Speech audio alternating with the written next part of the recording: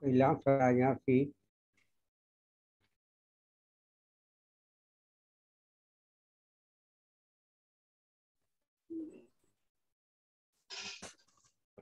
Mohon maaf atas ketidaknyamanannya karena ada gangguan server saat ini, maka kita akan lanjutkan insya Allah beberapa menit lagi.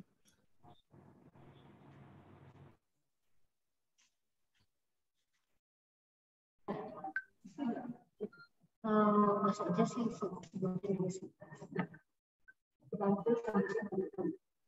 Ya, baik Bapak Ibu semuanya. Mohon maaf atas kesalahan teknis. Tadi mungkin masih ada beberapa slide dari dokter ini. Ibu, maaf ya Bu, Bapak. Pada peserta semuanya, kita lanjutkan lagi. Untuk sesi webinar ini masih ada materi dari dokter ini beberapa menit lagi. Udah bisa di-share belum ya dari dokter ini? Dari yang mana tadi terakhir ya? Nggak tahu. Ya, sebentar. Yang mana tadi ya? Di-share.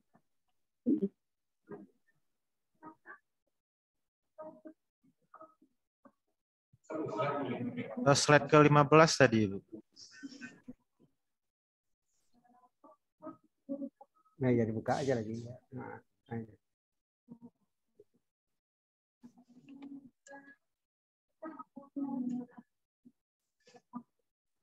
Udah.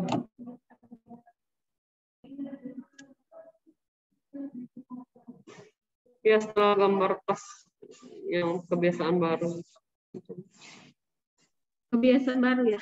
Iya. Maaf ya, saya juga tak tahu karena beda sinyalnya sama orang Indonesia. Kebiasaan baru mana tadi? 15. Ya, ada enggak 24. 24. Oh ini kali ya. Iya. Udah biasa membawa tas kita sendiri. Oh iya. Berarti udah jauh lah itu tadi saya bicara. Mohon maaf kita kembali lagi. Jadi sekarang ini kan kita lihat kita sudah beradaptasi dengan saat ini. Kita sudah misalnya kita sudah memakai masker. Kemudian ini kalau kita misalnya nggak punya kendaraan atau kita nggak bisa bawa kendaraan kan kita bawa helm sendiri seharusnya begitu kan. Kemudian menggunakan botol minuman bawa sendiri, bawa perlengkapan makan sendiri dan apapun yang kita perlukan ya kalau bisa jangan berbagi dengan orang lain.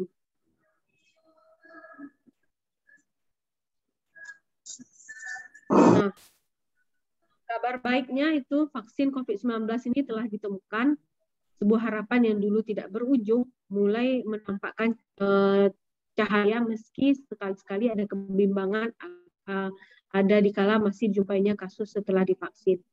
Namun hal ini dapat mendatangkan kekhawatiran dan kecemasan. Hal ini sebelumnya normal akan tidak terasa normal lagi, kembali ke kehidupan sehari-hari mungkin bisa lebih sulit. Jadi dulu saya mengadakan webinar ini tidak tahu ujungnya bagaimana ya. Maksudnya apakah ini awal-awal dari pandemi lah itu nggak tahu saya mau mengatakan kapan berakhir ini pandemi gitu saat ini ternyata bisa kita ada kabar baik kita bisa melihat solusi atau bagaimana cara mengatasi pandemi. Nah ini tadi sudah saya terangkan sebenarnya apa itu lagi. Nah saat pandemi ini apa sih sikap yang penting sekali kita lakukan? Itu namanya resiliency, adalah kemampuan penyesuaian diri yang tinggi dan luas dalam menghadapi tekanan baik dari internal maupun eksternal. Sikap ini akan memberikan berbagai pengalaman baru kepada individu terkait dengan keterampilan hidup seperti komunikasi, sikap realistis dalam merencanakan hidup, serta kemampuan memilih jalan yang tepat bagi hidupnya. Nah, situasi pandemi ini merupakan situasi yang sulit bagi semua orang sehingga resiliensi sangat diperlukan agar individu dapat bertahan melewati pandemi dan mampu menjalani kehidupan seperti sedia kala. Seperti yang saya terangkan tadi, misalnya pedagang misalnya, pedagang saat ini sudah lumayan ya, sebelumnya pedagang ini mengalami penurunan omset karena tidak ada yang beli, atau tokonya, restorannya tidak bisa buka, rumah makannya nggak boleh dibuka lama-lama atau tidak boleh makan di tempat. Nah, bagaimana caranya resiliensinya? Maka dia harus beradaptasi dengan cara mereka jual online misalnya, atau melalui aplikasi online. Atau penyanyi misalnya, ya penyanyi kan omsetnya sangat kurang karena mereka tidak bisa manggung, tidak bisa konser, tidak ada yang mengundang juga ya ke tempat-tempat, misalnya acara pesta pernikahan juga tidak diperbolehkan. Bagaimana cara mereka beradaptasi? Mereka membuat konten-konten di media sosial seperti di YouTube, TikTok, Instagram, dan lain-lain. Ternyata setelah mereka nilai, malah keuntungan yang mereka dapat jauh lebih besar daripada mereka harus konser. Kalau konser biayanya kan cukup besar, atau mereka harus pergi jauh-jauh, pergi manggung ya, itu biayanya sangat besar. Nah, dan juga saat ini mereka jadinya berlomba membuat konten yang lebih kreatif yang akan mendatangkan banyak viewernya atau penontonnya. Lanjut. Nah, kondisi kesehatan jiwa dan kondisi optimal dari stresor psikososial dapat ditingkatkan misalnya kita sudah mengalami stres ya saat ini. Kita harus mengembangkan 3 hal, emosi positif, pikiran positif, dan hubungan sosial yang positif. Emosi yang positif biasanya kita usahakan merangsang atau menimbulkan suasana gembira dalam diri kita, bisa dengan melakukan hobi yang kita sukai, baik kita sendiri maupun dengan keluarga. Kita masing-masing kita sebenarnya punya hobi ya, memasak atau musik, olahraga, membaca buku, fotografi, painting atau melukis, lain-lain. Kemudian pikiran positif, kita sebenarnya pasien-pasien yang berobat ini seringnya memiliki pikiran-pikiran negatif. Belum terjadi sudah dicemaskan, belum memikirkan hal-hal kecil yang belum tentu juga itu terjadi. Nah, yang wajib kita lakukan adalah mengembangkan pikiran-pikiran positif, mengenang semua pengalaman yang menyenangkan, bicara dengan diri sendiri tentang hal-hal positif self-talk. Kemudian responsif terhadap kejadian, seperti yang tadi saya terangkan bagaimana maksud responsif tadi. Kemudian ingatlah bahwa kita tidak harus menghadapinya sendiri. COVID-19 mungkin telah mengubah hidup kita, tetapi kita memiliki kekuatan mengambil hal-hal positif seperti tadi. Ternyata kita memiliki kebiasaan yang baik sekarang ini karena dampak dari pandemi ini. Nah, satu lagi adalah hubungan sosial positif.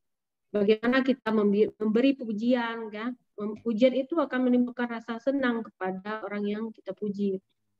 Misalnya anak kita, orang tua kita, atau teman-teman kita juga, pasangan kita, memberikan harapan antar sesama, saling mengingatkan cara-cara positif, meningkatkan ikatan emosi dalam keluarga dan kelompok, dan menghindari diskusi yang negatif. Ya, kadang-kadang kita malah menakut-nakuti jadinya ya, padahal itu suatu hal yang belum tentu apa itu kebenarannya. Nah, ini tadi cara menyembuhkan atau menjaga kesehatan mental lah ya, healing dari stres. Berolahraga atau bertamasya dengan teman-teman, keluarga. Kesimpulan saran, pandemi yang terjadi tentunya memberi dampak perubahan hidup bagi masyarakat, dan perubahan status kesehatan mental merupakan hal yang tak mungkin dipungkiri. Kemampuan adaptasi dan pengelolaan stres individu yang tidak sama antara satu orang dengan lain menyebabkan perlunya membiasakan diri untuk lebih memperhatikan kesehatan mental diri sendiri dan orang terdekat kita, serta tidak menganggap tabu upaya mencari pertolongan dan profesional di bidang kesehatan. Jadi kita kan kadang-kadang takut ke dokter jiwa atau psikiater atau juga ke psikolog karena takut dikira sakit jiwa gitu. Dan saya garis bawahi bahwa gangguan jiwa itu tidak harus gila ya. Misalnya Anda mengalami depresi ringan, sedang, berat, itu Anda memerlukan pertolongan profesional kesehatan mental. Jadi jangan dibiarkan sendiri, kadang sudah berat, sudah mengalami self-harm, sudah melakukan self-harm maksud saya, kemudian sudah banyak, sudah nggak mau sekolah, sudah nggak mau bekerja, berobat ya. Itu sudah berat, jangan sampai menunggu berat dulu kita berobat. merubah pola perilaku bukanlah hal yang mudah, tapi mungkin untuk dilakukan karena kita tahu perubahan ini untuk dunia yang lebih baik. Terima kasih atas perhatiannya. Mohon maaf tadi ada kendala. Assalamualaikum warahmatullahi wabarakatuh. Waalaikumsalam warahmatullahi wabarakatuh. Terima kasih untuk materinya luar biasa sekali. Ada perspektif lain ya. Kalau biasanya kita membahas topik tentang pengobatan, vaksinasi, atau seputar organ-organ yang dipengaruhi oleh COVID, ternyata kita yang penyintas COVID maupun yang terdampak COVID isolasi sekian lamanya, kita di rumah saja ternyata sangat berpengaruh terhadap kesehatan mental kita, seperti yang sudah dibahas oleh dokter ini. Baiklah, selanjutnya Bapak Ibu, kita dengarkan materi dari Dr. Zul tentang perbaikan gizi pasca COVID-19. Bapak, kita persilakan waktunya 15 menit sampai 20 menit. Oke. Terus ya. Assalamualaikum warahmatullahi wabarakatuh. Waalaikumsalam warahmatullahi wabarakatuh. Alhamdulillahirabbil alamin wa bihi nasta'in ala umuril dunya waddin. Asyhadu an la ilaha illallah wa asyhadu anna Muhammadan abduhu wa rasuluh. La nabiyya ba'da. Allahumma shalli ala sayyidina Muhammad wa ala ali Muhammad. Bersyukur pada pagi hari ini menjelang siang ya. Kita dapat bertemu lagi dalam series ya. Dan juga terima kasih dokter ini tadi sudah memberikan pembelajaran yang luar biasa untuk kita ya. Tidak sedikit juga orang yang ketakutan sih ya. Karena mohonnya pokawan lah tapi tertular itu sampai begitu ya. Dan perlu ya, pemahaman kita bahwa masalah kesehatan juga salah satu dampak yang tidak diharapkan, tapi muncul. Ya tadi saya sebetulnya agak terlambat masuk, rupanya mulai ya. Saya ke Bukit Tinggi, tadi di Bukit Tinggi ada ulang tahun, saya diminta bicara tentang apa namanya sejarah lahirnya sejarah lahirnya sih ya. Di kemarin pun juga saya pendekkan saja, saya marah dari akhirnya kita bicara, kita akan ribut itu ya. Jadi kita ke depan itu pelihara kenyamanan dalam berwebinar ini. Dan tentunya saya akan mulai bahwa memang itu saya pulang sekolah di SMA, saya mengatakan penciumnya hilang.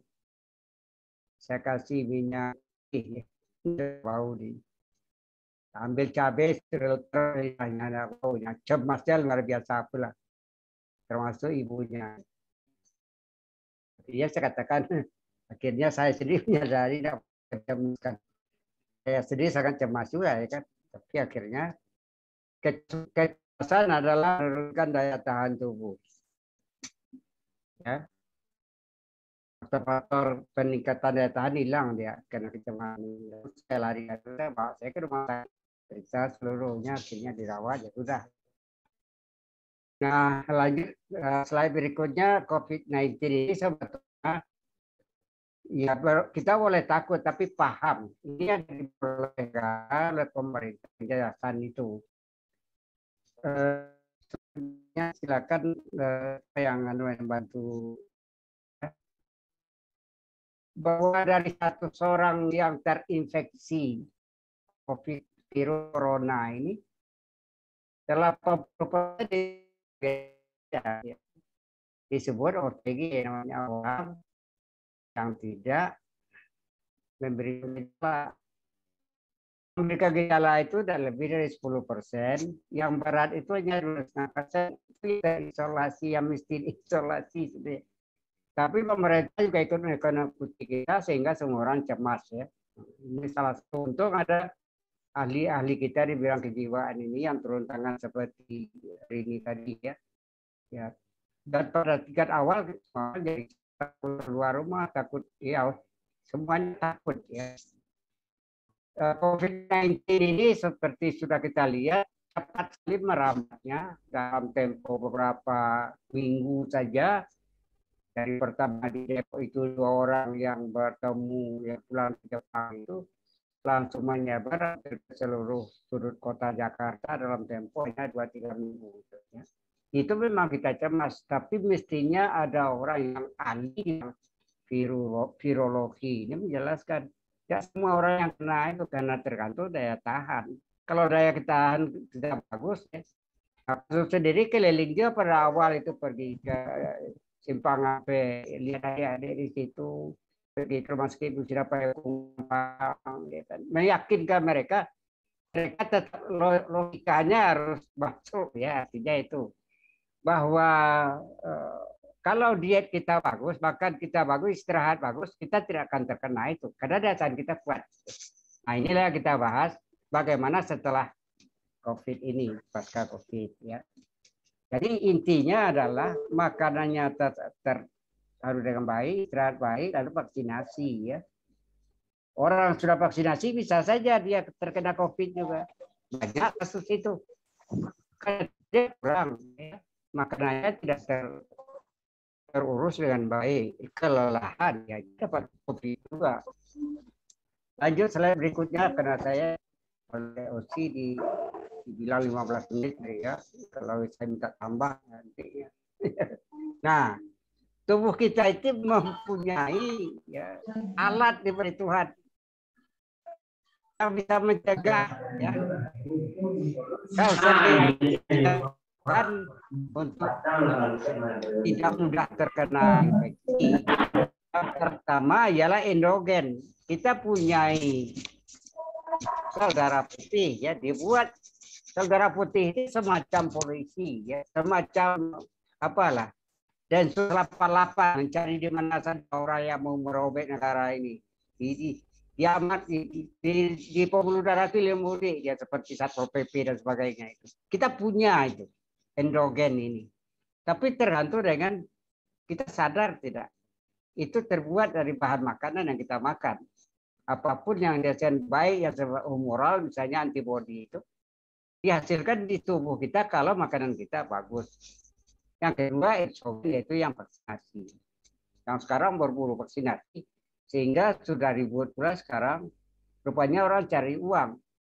Malah sudah ada yang hitung selama vaksinasi naik pesawat ini saja sudah 7 triliun orang mendapat keuntungan. Ya. Jadi memang sudah jadian juga karena memang orang takut semuanya dimanfaatkan oleh ini. Jadi sekarang masyarakat nuntut tidak perlu vaksinasi PCR itu untuk naik pesawat itu. Karena itu hanya perdagangan orang-orang pintar saja. Saya kira begitu.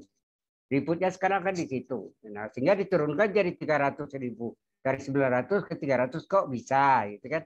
Jadi berarti ada permainannya di situ ya. Yang penting di sini untuk menghasilkan antibodi dan daya tahan internal itu, ya, apalagi setelah kita mendapat COVID, baik bergejala maupun non gejala, dia bisa kambuh lagi kalau kita lemah daya tahannya. Yang pertama menjaga kebugaran fisik, ya, psiko, emosional tadi yang dibilang oleh Bu Rini tadi. Dokter ini sudah katakan jiwa kita ini berani dulu. Berpikir positif. Si Anu itu ada masukannya, pulangnya melihat sehat ya kan. Satu ya. Jangan berpikiran negatif. Aku mati, aku wah. Kalau itu yang dipikirkan daya kita tahan kita turun. Yang kedua istirahat. Jangan cukup. Yang tidak kalah pentingnya tidak cukup itu adalah tidur. Tidur nyenyak. Nanti mungkin kalau ada waktu sedikit saya akan singgung. Apa yang terjadi kalau tidur kita nyenyak itu kita oleh.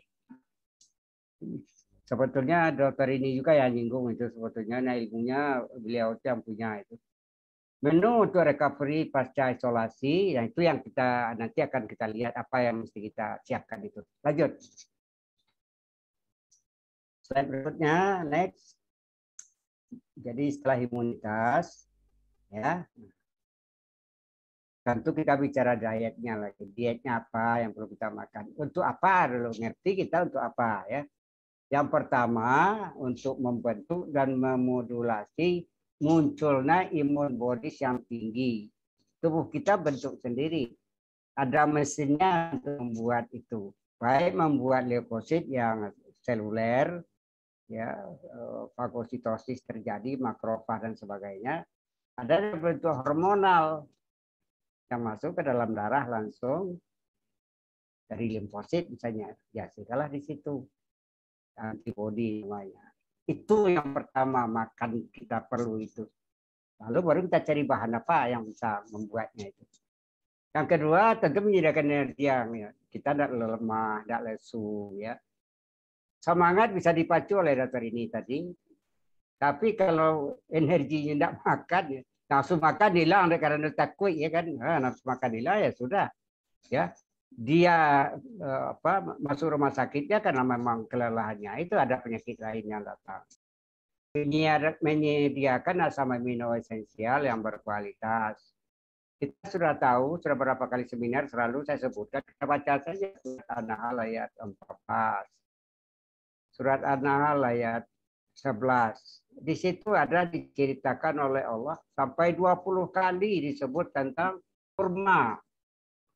Disebut dalam 16 surat. Ulang-ulang terus.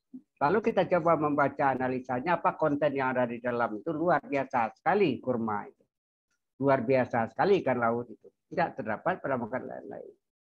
Tidak salah tentang ikan ini ada sampai 7 kali pula Tuhan menyebut dalam Al-Quran. Artinya kalaulah tidak begitu penting, tentu Tuhan tidak akan mengulang-ulang itu.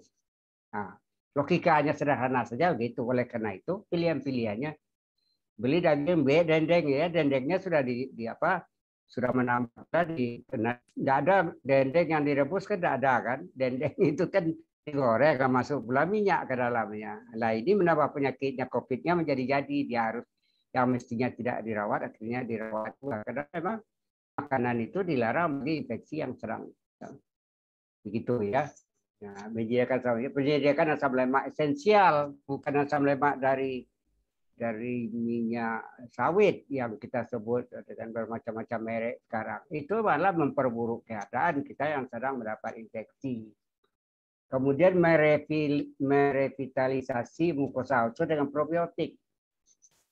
Nanti saya akan cerita sedikit tentang probiotik. 1 menit saja sih, jangan pula dihentikan Pak Ustaz sampai ini sudah bisa minta. Lanjut ya. Yakult, yogurt, kita punya hadiah dari ini.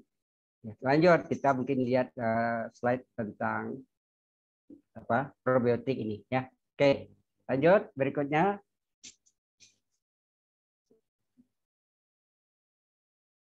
Ya, Yakult kenal sejak lebih dari 100 tahun yang lalu. Kita kenal Bulgarian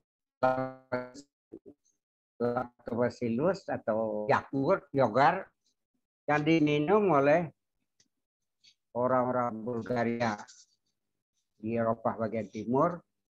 Pada tahun 1907 diketahui bahwa orang-orang di situ umurnya lebih dari 100 tahun. Setelah diselidiki oleh para peneliti di zaman itu diketahui karena di dalam minumannya yang disebut yogurt itu fermentasi dari susu sapi itu ternyata jutaan triliunan ya basil ya, bakteri baik ya yang bekerja dalam usus menyerang membunuh bakteri-bakteri jahat yang merusak usus dan menyerap makanan yang kita makan. Sehingga nah ini dia ya, ini usus halus kita dibesarkan ini menjadi ini mungkin sekian juta kali besarnya ini. Kalau kita lihat dengan mata kepala sendiri dibuka ini tidak kelihatan ini di usus halus. Tapi sudah sekian juta kali ini kelihatan ya. Nah disinilah menempelnya ya bakteri-bakteri jahat yang jumlahnya triliunan di dalam itu. Jika Nabi mengatakan ya pangkal makanan sakit itu adalah dari perut. Oleh karena itu mau sehat bersihkan perut. Dengan hadis yang lain Nabi mengatakan sumu tosihu. Jadi sekali ya berpuasa supaya kuman ini tidak dapat makan. Nah, kalau kuman tidak makan juga dia akan mati juga ya kan. Nah, itu satu. Oleh karena itu sekarang dengan probiotik diketahui Yakult, Jepang menemukan juga pada 52 Shirota lactobacillus namanya. Ya, kan orang Jepang itu tidak hanya sehat saja, tinggi, besar, dan cerdas. Kita lihat sekarang orang-orang di Eropa, orang sudah setiap hari memakan fermented milk ini atau dadiah yogurt ini. Saya sekolah di luar itu, negara miskin yang banyak gizi buruknya, tapi kami mengonsumsi setiap hari itu 2 kali sejenis dadiah ini. Dan ternyata Pak Zul masih bisa bertemu dengan adik saya ini. Jadi ini sudah anak ini, mungkin sudah cucu juga ini ya. Waktu saya sudah pensiun ini baru masuk 2005. Ya kan? Nah, masih bisa bertemu dengan Rini, dengan Nosi ya, dengan adik-adik yang lain. Ya.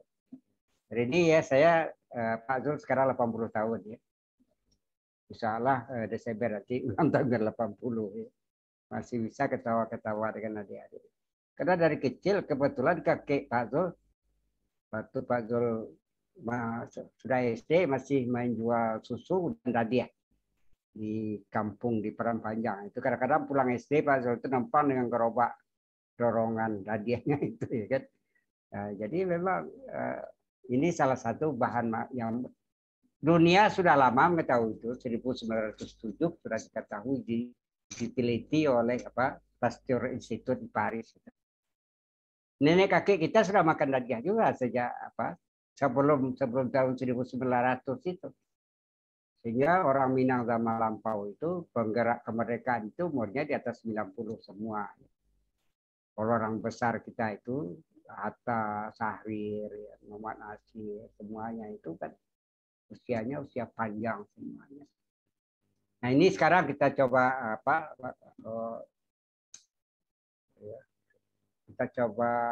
promosikan ya. Kalau mau sehat seperti orang-orang Jepang, orang-orang yang pintar-pintar itu ususnya dibersihkan. Nah ini kepada para dokter ya, kita kalau ada infeksi biasanya kan dapat antibiotika, anak-anak kita. Antibiotik itu diberikan ya kadang-kadang juga dosisnya dosis agak tinggi gitu ya. Apalagi kalau demamnya, apalagi kalau dirawat. Nah kuman-kuman jahat saja mati, apalagi kuman yang tidak jahat ya kan. Nah oleh karena itu harus ada kesadaran kita. Anak-anak yang sudah berobat ke dokter diberi antibiotik itu harus setelah itu harus diberikan makan Yakult atau apapun ya, minum Yakult, yogurt. Apalagi kalau dadiah itu beda aja, dadiah dari susu kerbau, Yakult dari susu sapi. Penelitian kita di Sumatera Barat ini, Pak Zul masih ikut itu pada tahun 2014. Sekarang masih jalan itu dengan Ibu Indrawati Diputo, dengan kerjasama dengan Sheffield University di Inggris. Kita masih melakukan penelitian dadiah. Nah, jadi artinya apa? Karena itu sangat bagus. Jadi lanjut barangkali 1-2 lagi saja ya, yang saya yang mungkin dapat tentang resep untuk pasca COVID-19. Nah, tidak sempat saya bicara tentang tidur ya, pada kesempatan lain dan ini. Yang jelas paketnya ada vaksinasi, olahraga, istirahat, rileks, tidur cukup, gizi seimbang. Jangan lupa ya. Virus corona ini takut sama Tuhan. Oleh karena itu doa. Banyak testimoni yang sudah sakaratul maut, keluarganya ngaji. Oksigen yang sudah sangat rendah naik lagi. Banyak testimoni, kalau kita baca di YouTube itu banyak yang jadi saksi bahwa keluarganya selamat karena dia ngaji. Malah ya, yang mulai menurun itu mulai ngaji juga, baca Al-Quran. Dan malah ada juga disebut surat-surat apa yang mesti kita baca. Ternyata virus corona ini takut sama Tuhan karena dia ciptaan Tuhan. Dia datang ke dunia atas izin Allah. Lalu kita doa melalui baca Al-Quran itu, ya Allah kembalikan dia, pulangkan dia ke sana lagi. Nah itu ternyata didengar oleh Allah. Saya ingatkan itu.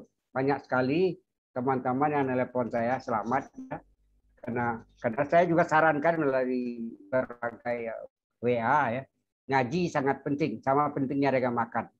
Ya, karena Tuhan dengar itu. Karena kita minta tolong ke Tuhan supaya suruh keluarkan dari tubuhnya, lalu berikan kesembuhan. Ini yang terakhir lagi ya, satu slide yang terakhir, resep ya, yang kami ciptakan sendiri untuk Rumah Sakit Ibnu Sina Padang ya. Boleh dibaca sepintas saja sih ya. 2 menit boleh sih. 2 menit ya. Intinya adalah sayurnya adalah brokoli ditambah bayam, tambah wortel. Kenapa itu? Ada analisa kimianya, kandungannya ya, kandungannya. Karena mengandung zat kimia tertentu yang meningkatkan asam amino, kemudian antioksidan yang tinggi. Nah, kemudian dibuat sup pakai santan. Kenapa mesti pakai santan?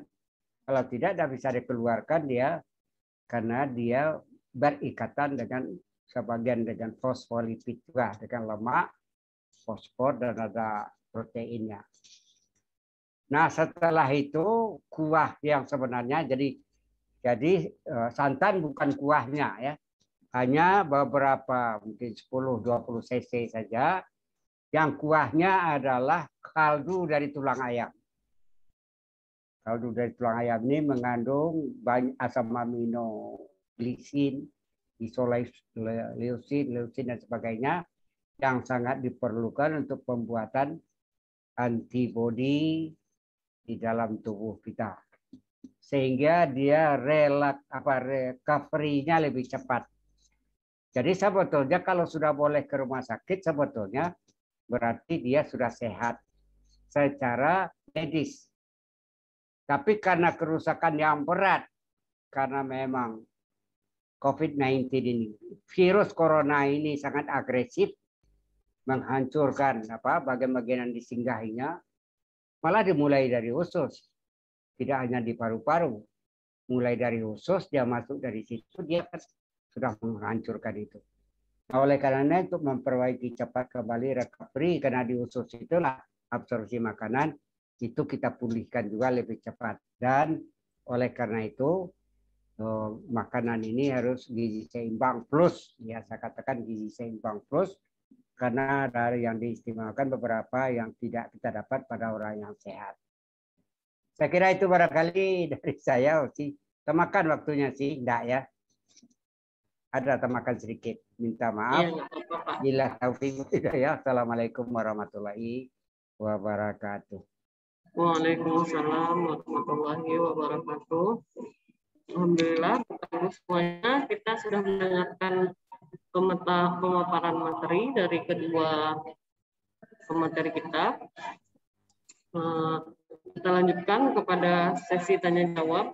Sebelumnya tadi kita langsung dokter ini ke Dokter Zul. Mungkin bagi Bapak Ibu yang belum kenal dengan beliau adalah seorang dokter spesialis gizi klinik di Rumah Sakit Ibnu Sina Padang. Beliau saat ini merupakan pembina Yayasan YARSI Sumatera Barat, Yayasan Rumah Sakit Islam Sumatera Barat. Pendidikan beliau menempuh S1 Fakultas Kedokteran Universitas Andalas, selesai pada tahun 1971. Melanjutkan sekolah magister di bidang Applied Nutrition di Universitas Indonesia, selesai pada tahun 1973.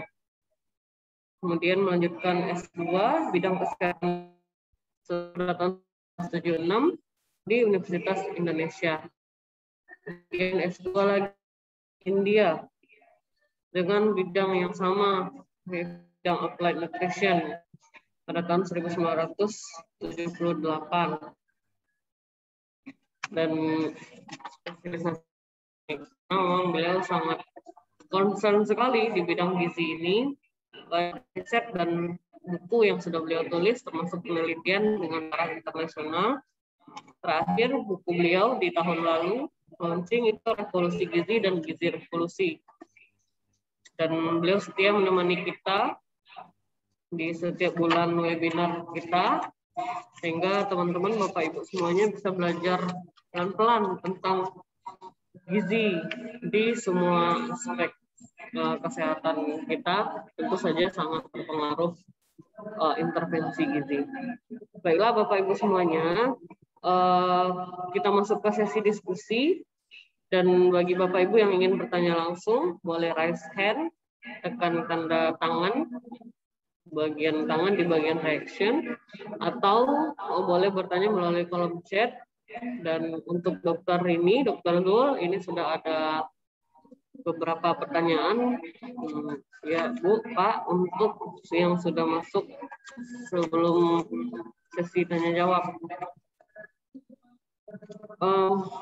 Bisa kita langsung jawab aja ya Bu, untuk satu persatu pertanyaannya ya Bu ya. Pertanyaan pertama Bu dari Mutiara.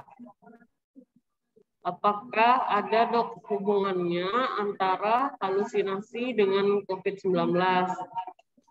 Saya punya keluarga yang penyintas COVID. Pada saat menderita COVID, beliau ini memukul diri sendiri saat menderita hilang penciuman dan hilang perisa. Sampai saat ini pun masih sering melakukan itu karena pasca COVID bila terjadi gejala-gejala seperti tidak bisa tidur misalnya.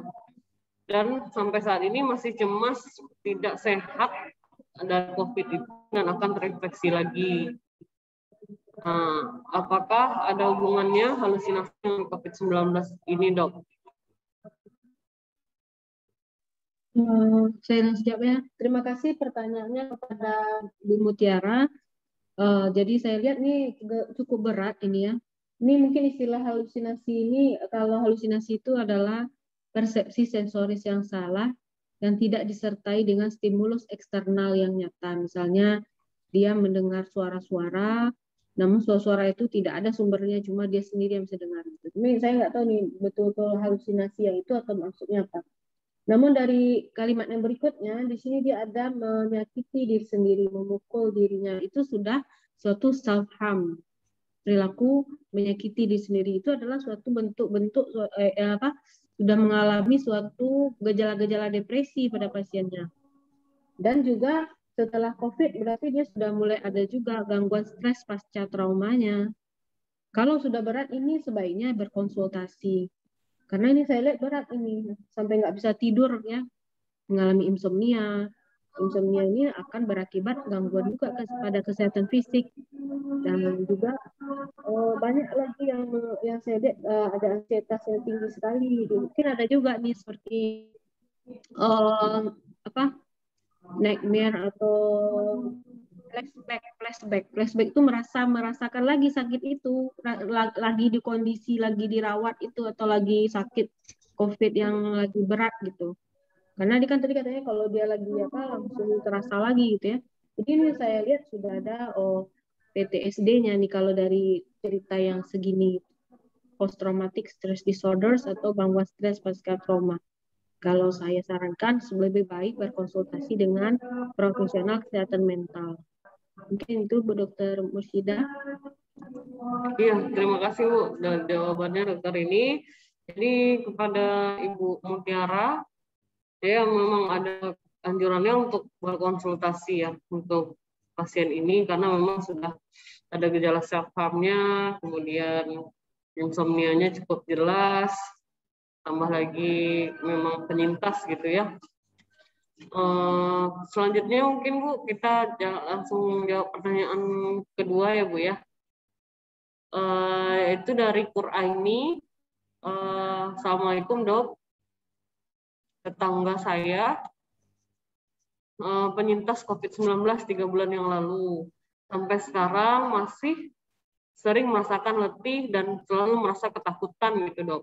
Apakah itu penyebab dari COVID-19 atau pengaruh yang lain Dok? Mungkin untuk dokter ini Dok. Terima kasih Dokter Diki. Jadi ini juga hampir sama tadi dengan yang pertama itu ya, gejala post COVID itu cukup banyak tuh gejala post COVID.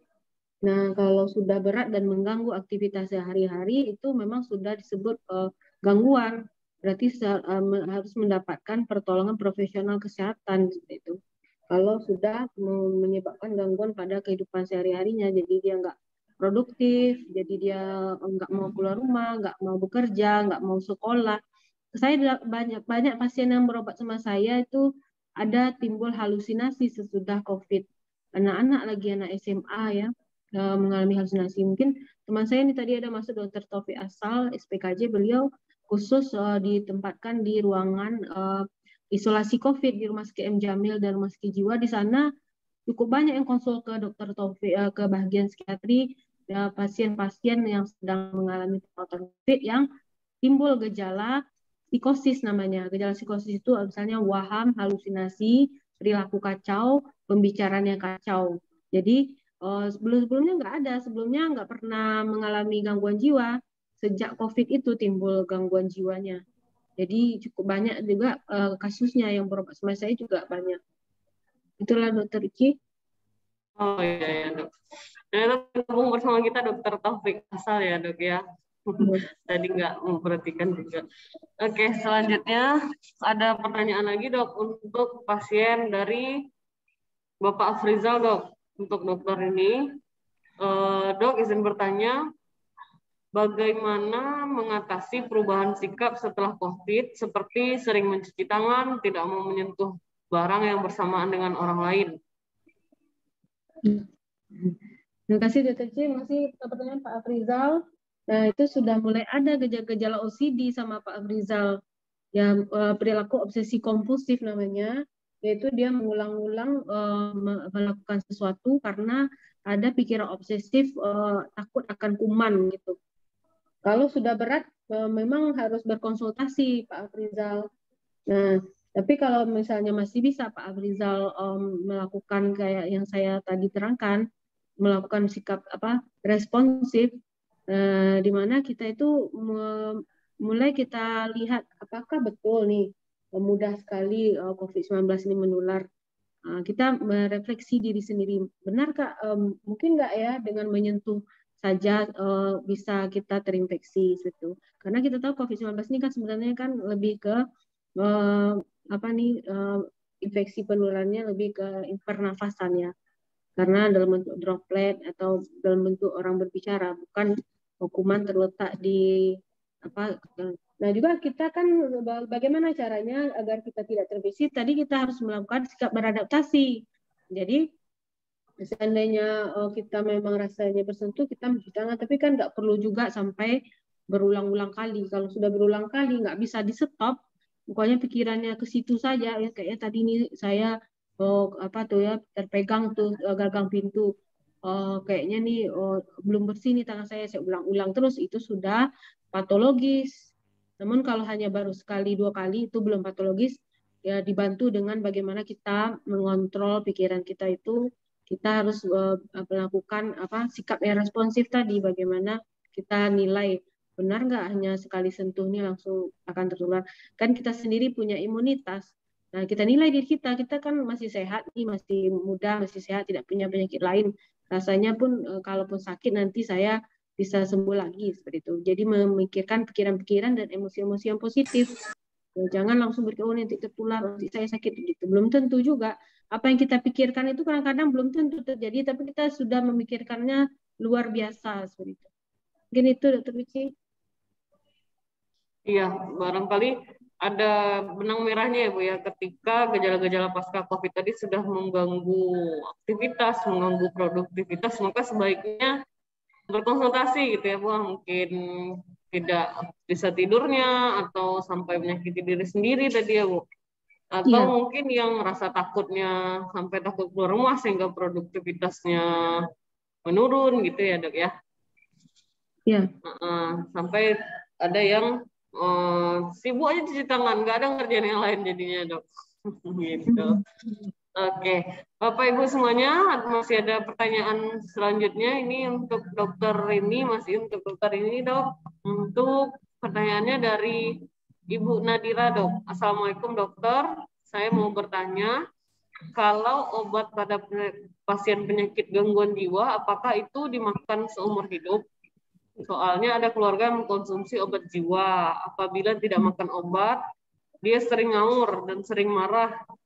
Bisakah pasien gangguan jiwa ini sembuh seperti semula? Terima kasih, Dok. Terima kasih pertanyaannya pada Nadira. Nah, kita harus tahu lagi pertama etiologi dari gangguan jiwa itu. Ada 4 etiologinya, ada genetik, ada faktor biologi, ada faktor psikodinamik dan psikososial. Nah, sembuh atau tidaknya kita itu prognosisnya, ada prognosis baik dan prognosis buruk. Mana sih yang banyak prognosisnya, yang baik atau buruk? Misalnya prognosis buruk, ada genetiknya, ada keluarga yang menderita gangguan jiwa, berarti kecenderungannya untuk gangguan jiwa lebih tinggi daripada masyarakat umum. Kemudian kita lihat stresornya juga, masih berat nggak stresornya, misalnya dia mengalami depresi berat dan stresornya masalah ekonomi atau masalah suaminya yang sering melakukan kekerasan dan sebagainya, itu akan memperburuk prognosisnya. Kemudian banyak lagi prognosis buruk, misalnya dia belum menikah, misalnya dia tidak bekerja, itu prognosis buruk. Prognosis baik, kita lihat respon pengobatannya, ternyata dengan dia tidak punya riwayat gangguan jiwa pada keluarga, kemudian dengan pengobatan dia sudah langsung ada responnya gitu. Kita nilai dalam beberapa bulan sudah obatnya udah bisa kita turunkan. Nah, jadi dari pasien jiwa itu, ini misalnya skizofrenia, gangguan jiwa berat, ada yang sembuh sempurna. Saya punya pasien sembuh sempurna, tidak pernah kambuh lagi. Nah, juga saya punya pasien yang dia sembuh, nanti udah nggak pernah minum obat, nanti bisa kambuh lagi. Dan saya juga punya pasien yang memang harus minum obat teratur tiap hari. Kalau nggak minum obat, dia menjadi kambuh. Kenapa? Karena dia punya genetiknya. Kemudian kemungkinan di otaknya sudah mengalami gangguan. Jadi skizofrenia itu terjadilah gangguan peningkatan neurotransmitter namanya di otak. Nah, itu memang harus dengan obat, sama dengan hipertensi, sama dengan sakit gula. Kalau hipertensi kan kalau nggak minum obat nanti naik tensinya, karena mekanisme yang mengatur agar tekanan darah itu normal itu yang sudah terganggu. Dan juga pasien jiwa ini mekanisme yang mengatur agar neurotransmitter itu dalam keadaan normal atau balance itu yang terganggu. Jadi makanya dia perlu minum obat tiap hari. Nah, itulah dia. Jadi ada yang sembuh sempurna, ada yang bisa kambuh lagi, ada yang memerlukan pengobatan jangka panjang, tergantung tadi saya bilang prognosisnya. Bagaimana ke depannya pasien ini. Kita lihat nilai dari segala aspek kehidupannya, kita nilai. Nah, itu jawabannya, Dokter Uci. Ya, terima kasih, Dok. Ternyata banyak sekali ya, Dok, ya, yang harus dinilai dari seorang pasien untuk menentukan apakah ada kemungkinan dia untuk sembuh sempurna, tergantung minum obat seumur hidup, atau bisa sembuh kemudian masih ada kemungkinan untuk kambuh lagi gitu. Jadi mungkin bisa berkonsultasi dengan dokter yang memang merawat beliau ini, Bu Nadira, biar di asesmen betul kemungkinannya seperti apa ke depan begitu ya, Bu ya. Masih ada nih, Dok, pertanyaan yang masuk ke kolom chat. Bapak Ibu tidak ada yang ingin berdiskusi langsung dengan dokter ini atau Dokter Zul? Kalau tidak, kita lanjutkan menjawab dulu pertanyaan yang ada di kolom chat dari Ibu Yarnelis. Masih untuk dokter ini nih, Dok. Assalamualaikum, Dok. Adik saya penyintas COVID-19. Pikirannya selalu kosong dan merasa hidupnya tidak berguna lagi. Apakah itu penyebab COVID-19 atau ada penyebab lain, Dok? Ya. Jadi kita nilai lagi, apakah itu terjadi sebelum dia menderita COVID-19. Kalau tidak, memang karena COVID-19 mungkin stresornya. Jadi gangguan jiwa ini kan bisa terjadi karena ada stresor. Stresor adalah perubahan yang terjadi pada diri seseorang yang menyebabkan seseorang tersebut harus beradaptasi atau menyesuaikan diri terhadap stres itu. Kalau dia tidak sanggup mengatasi stresor terjadi, tidak sanggup beradaptasi atau resiliensinya juga buruk, maka dia akan timbul gangguan jiwa. Kalau kita lihat di sini, dia merasa hidupnya tidak berguna lagi, itu adalah suatu simptom depresi. Simptom depresi tadi saya bilang pertama, suasana perasaan yang sedih yang berlangsung sepanjang hari dan setiap hari. Kemudian ada merasa kehilangan minat dan kegembiraan, penurunan energi menuju keadaan mudah lelah, merasa pesimis terhadap masa depan, merasa harga diri yang rendah, rasa bersalah dan rasa berdosa, tidur terganggu, nafsu makan berkurang. Nah, itu gejala depresi. Kalau dia mengalami hampir semua dari kriteria itu, berarti dia mengalami depresi berat. Jadi itu perlu berkonsultasi itu Uci. Ya, baik mungkin Bu, terima kasih Bu. Jadi Bu Yarnelis sebaiknya adiknya dikonsultasikan juga, kan perlu di asesmen juga apakah terjadinya sebelum atau sesudah dia terkena COVID, dan kita harus menilai lagi seberapa berat depresi yang dialami oleh adiknya Ibu Yarnelis ini. Mungkin Bapak Ibu yang lain masih ada yang ingin berdiskusi langsung?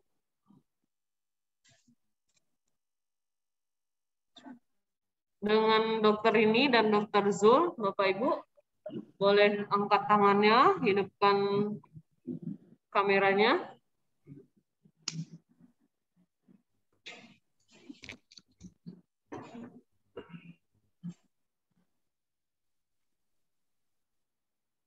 Tidak ada ya.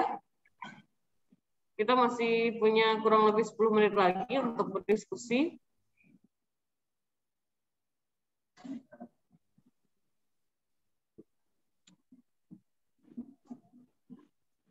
Kalau tidak ada pertanyaan untuk Dokter Zul ini, Pak,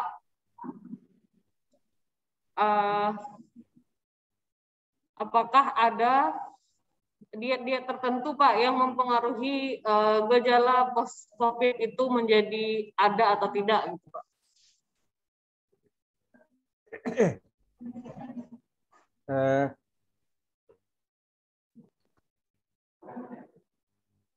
COVID adalah sebuah penyakit infeksi. Penyakit infeksi menyebabkan terjadi gangguan metabolisme dengan naiknya temperatur tubuh, gangguan metabolisme di berbagai tempat, tidak hanya di tempat kumannya bekerja, karena itu sistemik. Ada bahan-bahan makanan yang perlu dihindari suatu menderita infeksi,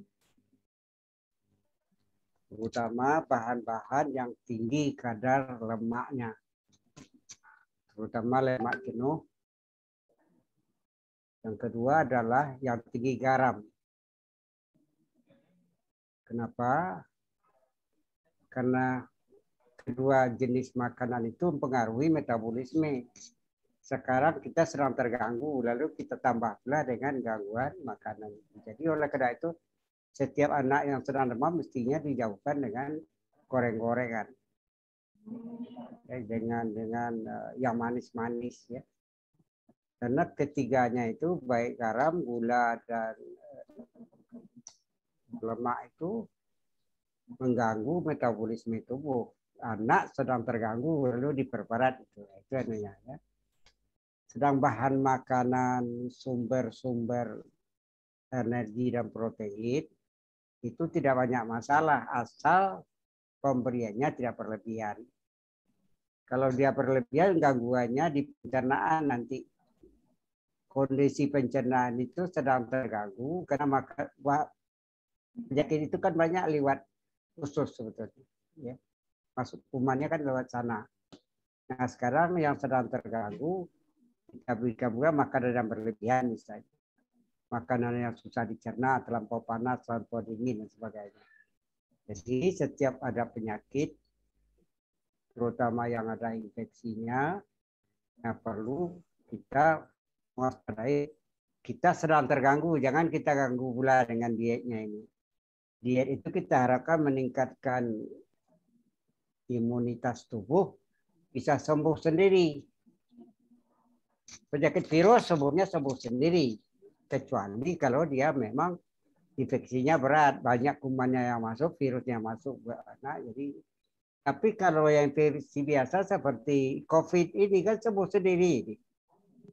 Hanya kan yang 5% itu yang harus dirawat, malah obatnya tidak ada.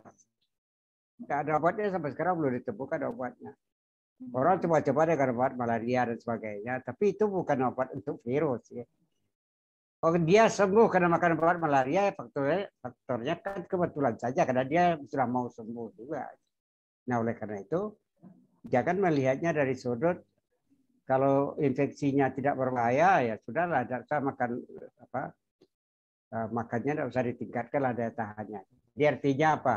Saling makanan untuk menambah memperkuat imunitas. Oleh karena itu kalau sudah sakit, yang dimakan adalah yang memperkuat imunitas seperti tadi yang di COVID-19 itu. Isinya sebetulnya hanya makanan meningkatkan imunitas baik secara seluler seperti limfosit dan sebagainya itu. Yang kedua secara humoral seperti hormon-hormon antibodi tentu. Saya kira itu barangkali. Oke dok, berarti untuk resep yang tadi sudah dibagi, dietnya bisa dipakai untuk gizi pada infeksi yang lain pada umumnya bisa ya dok ya? Bisa untuk infeksi pada umumnya, tapi mungkin yang kita agak bedakan nanti nggak perlu brokoli dan bayam karena itu agak khusus karena memang antioksidannya yang kita cari di situ dari brokolinya itu, kemudian asam aminonya dari kaldu ayam itu. Jadi memang ada kemasannya gitu, semacam paket. Saya kira itu ya. Oke, terima kasih dok. Ini bisa untuk semua infeksi gitu ya. Oh iya. Baik dok. Ini ada yang mau bertanya langsung nih dok, kepada Ibu Dila. Silakan Ibu Dila. Ya, baik, terima kasih dok. Pertanyaan kepada siapa Ibu Dila? Mungkin nih pertanyaannya nyambung untuk Dokter Zul juga sama dokter ini juga. Oh, dua-duanya ya? Ya. Untuk makanan, kan di luar sana tuh ada tuh misalnya kata-kata, misalnya kita kalau makan coklat, mood kita jadi baik. Kalau kita makan yang manis-manis akan meningkatkan mood kita. Itu kalau dari segi gizi sama segi jiwanya itu apakah memang bukan hanya itu fakta atau gimana itu dok? Atau cuma cara promosi aja ya Bu ya? Ya gitu maksudnya dok. Oke, akan dijawab oleh kedua ahlinya. Iya boleh, silakan dokter mungkin. Oke, terima kasih Bu. Mungkin dari Dokter Zul dulu tadi karena lagi jawab ya Bu. Oke ya. Mana Pak? Yang penting itu dalam setiap penyakit apapun ya, memberikan makanan yang cukup ya, energi, vitamin dan segala macam cukup. Pada penyakit-penyakit yang berhubungan dengan faktor-faktor yang mempengaruhi metabolisme, ya, artinya apa? Gangguan pencernaan, gangguan metabolisme tubuh kita, harus kita menghindari 3 hal tadi: rendah garam, rendah lemak, dan rendah gula. Ya, karena memang demam itu kan menyebabkan gangguan dari metabolisme ini, semacam bagaimana kita mempergunakan mengolah makanan itu dijadikan sesuai dengan kebutuhannya. Nah, kalau kita tidak melihat secara infeksi, tinggi gula, tinggi garam, tinggi lemak, itu akan mengganggu metabolisme sehingga produksi yang dibutuhkan makanan itu kan untuk antibodinya. Imunitas itu terganggu jadinya karena makanan yang ada kita makan justru merusak metabolisme itu. Jadi itu sebetulnya. Jadi menghindari setiap penyakit apapun, yang pertama kita berikan metabolisme yang cukup untuk meningkatkan daya tahan. Tubuh kita itu bisa memproduksi sendiri. Tidak perlu pakai obat sebetulnya. Kalau infeksinya tidak terlalu berat, dengan makanan yang cukup saja tubuh kita sudah membuat berpuluh macam jenis tentara, polisi, satpol PP di tubuh kita itu, yang kita sebut dengan sel-sel limfosit, segala macam itu dibentuk oleh tubuh kita. Tuhan sudah menyiapkan semacam lembaga dalam tubuh kita itu. Apakah polisi yang mesti banyak atau tentara yang mesti banyak. Nah, tinggal bahan bakunya dalam makanan. Gitu. Semuanya nanti akan berpatroli dalam tubuh kita. Dalam darah itu hubungan 0, sekian detik dia sudah datang antibodi. Misalnya tertusuk paku. Hanya 0, sekian detik pasukan dari antibodi kita ini sudah sampai di situ. Ya. Nah, ternyata pakunya punya racun banyak, punya perkarat atau tidak. Kalau dia tidak perkarat banyak, dia sembuh sendiri. Tapi kalau dia sudah kotor sekali pakunya itu yang menusuk kita itu, kita demam. Berarti harus ada yang lain untuk memperbaikinya. Itu saja sebetulnya. Kira itu barangkali logikanya begitu. Tubuh kita sudah disiapkan armada tentaranya, ya macam-macam disiapkan Tuhan, sehingga kita tidak akan sakit sebetulnya kalau tentara itu banyak. Itu saja. Jadi tidur yang nyenyak malam itu diperlukan paling tidak kalau tidur di atas 7 jam. Orang yang tidur di bawah 4 jam sehari, biasanya menurut statistik ada ilmunya itu, umurnya lebih pendek 20 tahun. Jadi jangan sampai ada anak kita kurang dari 4 jam tidurnya, ya kan. Nah, kena asik dengan apa? Dengan gadgetnya, dengan HP-nya, lalu hari gila ke siang baru tertidur dia. Itu menurut statistik umur orang bisa kurang 20 tahun dari mestinya. Ya, kira itu sih ya. Baik dok, terima kasih dok. Kita lanjutkan kepada dokter ini. Ibu, gimana nih Bu, kalau apakah benar itu kalau untuk coklat dan makanan manis itu bisa membantu menaikkan mood? Ya, jadi ini ilmu yang menarik nih ya. Ini adalah suatu ilmu adiksi namanya, addiction. Jadi kebetulan saya memang sedang mendalami ilmu di sini. Nah, gula itu ketika kita konsumsi dia akan merangsang pengeluaran suatu neurotransmitter namanya dopamin dan opioid. Nah, dopamin ini kalau meningkat di otak kita dia akan menimbulkan rasa senang gitu. Nah, ketika kita mengkonsumsi gula itu maka timbullah rasa senang karena peningkatan dari dopamin itu dia akan bekerja di bekerja di mesolimbik. Jadi mesolimbik itu akan mengeluarkan dopamin, itu namanya reward mesolimbik. Nah, namun kalau konsumsi yang berlebihan, maka akhirnya akan kita kecanduan terhadap gula ini dan makanya akhirnya kita bisa menimbulkan overweight atau obesitas. Sama dengan halnya dengan coklat itu kan juga mengandung gula yang tinggi juga akan merangsang pengeluaran neurotransmitter tersebut, baik itu dopamin atau opioid, maka juga akan menimbulkan rasa senang pada kita. Sama halnya dengan konsumsi kafein ya, kafein itu juga bersifat stimulan. Makanya dibilang stimulan misalnya coklat, gula, teh ya. Apalagi ditambah lagi dengan kafein, tambah lagi gula ya, tentu akan bersifat stimulan yang tinggi sama kita.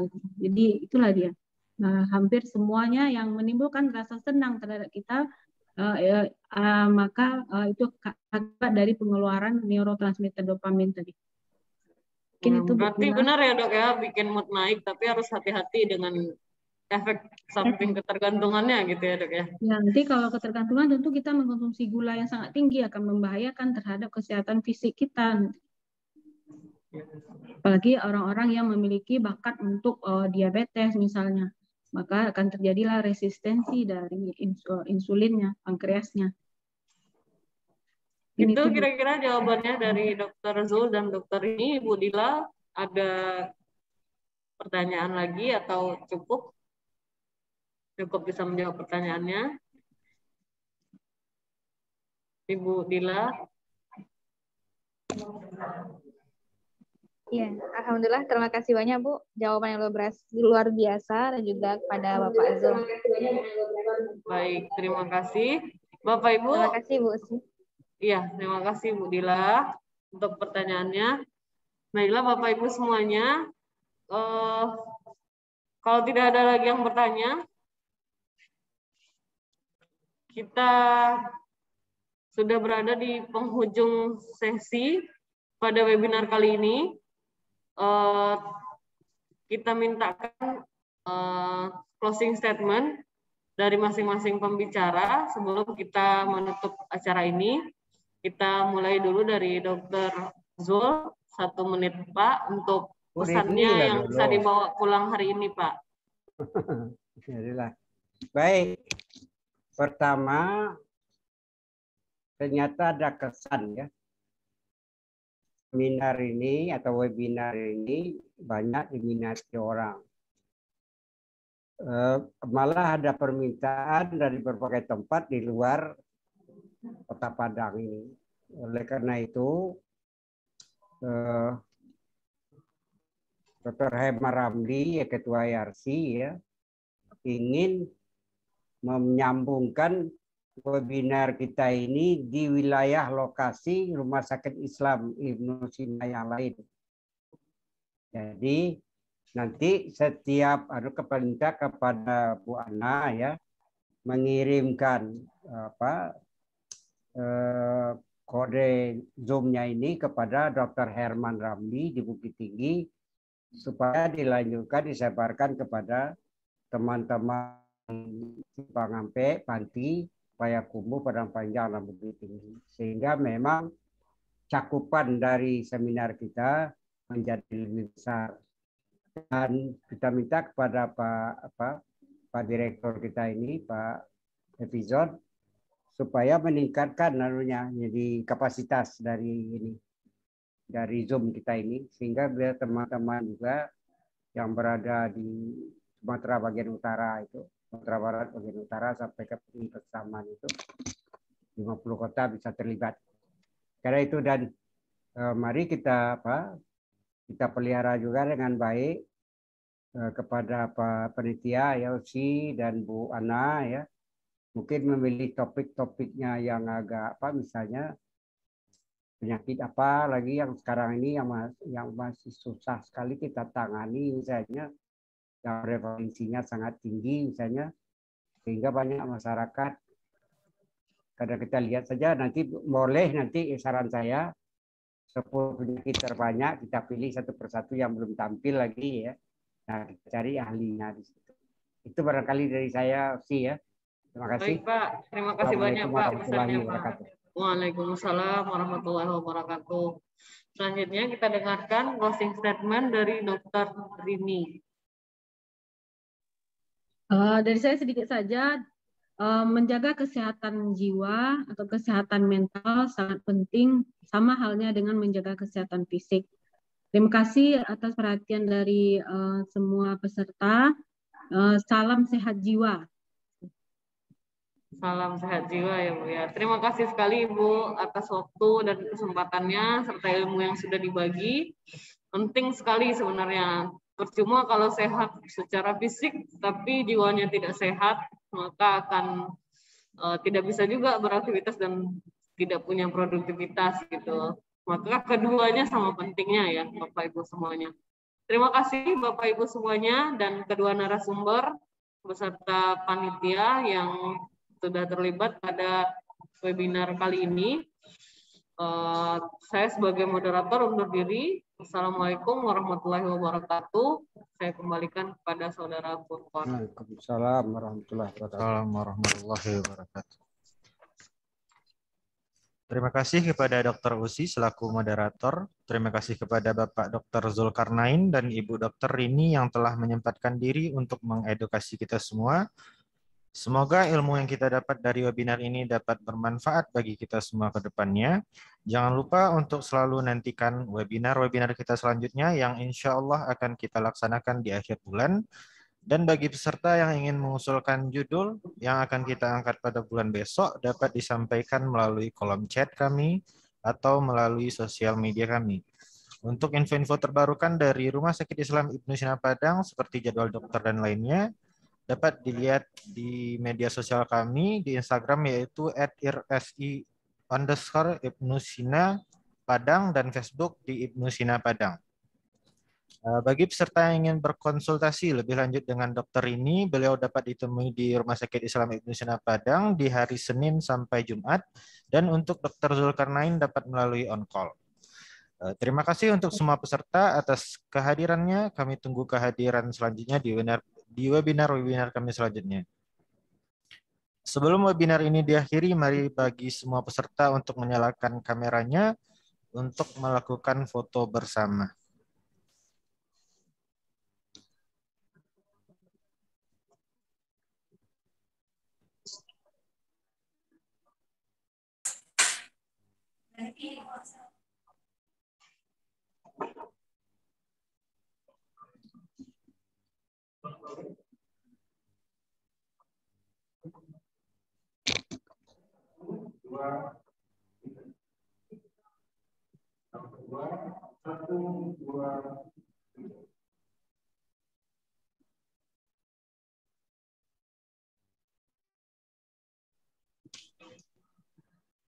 Maaf atas segala khilaf dan kekurangan. Semoga webinar kita selanjutnya dapat berjalan dengan baik. Amin ya rabbal alamin. Saya Muhammad Furqan undur diri. Assalamualaikum warahmatullahi wabarakatuh. Subhanakallahumma bihamdika asyhadu an la ilaha illa anta astaghfiruka wa atubu ilaik.